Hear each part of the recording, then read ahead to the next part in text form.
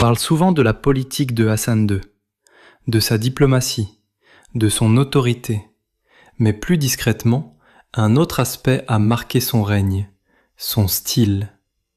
Un style sobre, précis, jamais ostentatoire, mais immédiatement reconnaissable. Hassan II le disait lui-même, le style, c'est l'homme. Chez lui, cette phrase n'était pas une formule, c'était une méthode. Hassan II n'a pas appris le style une fois sur le trône, il l'a appris avant, très tôt, en tant que prince héritier.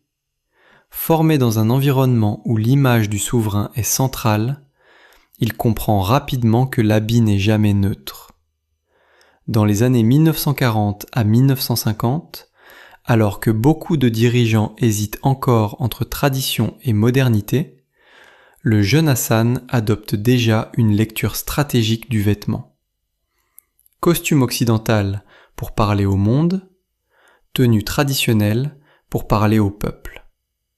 Le style devient un outil de positionnement, pas une coquetterie. À partir des années 1960, Hassan II fréquente les grandes capitales, Paris, Washington, Rome, Londres. Il observe, il compare, il apprend. Il comprend une chose essentielle. Dans la diplomatie moderne, l'élégance inspire la crédibilité. Un costume mal coupé affaiblit un discours. Un style maîtrisé renforce l'autorité.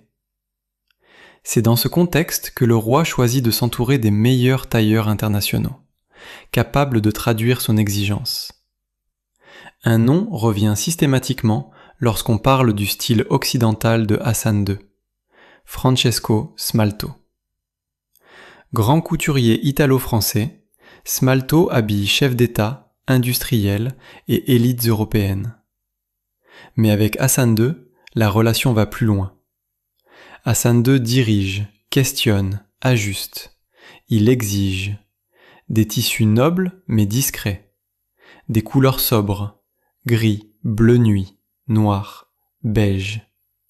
Jamais de démonstration de richesse.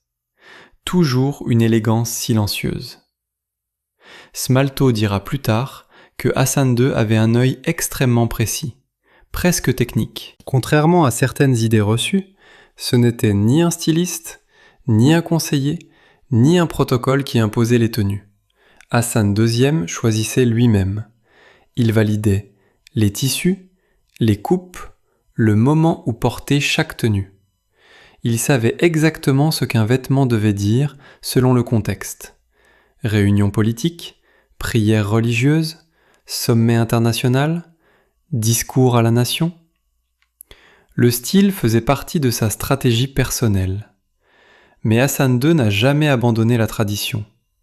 Pour les djellabas, les djabadors, les tenues cérémonielles, il fait appel aux maîtres tailleurs marocains, souvent liés historiquement au palais.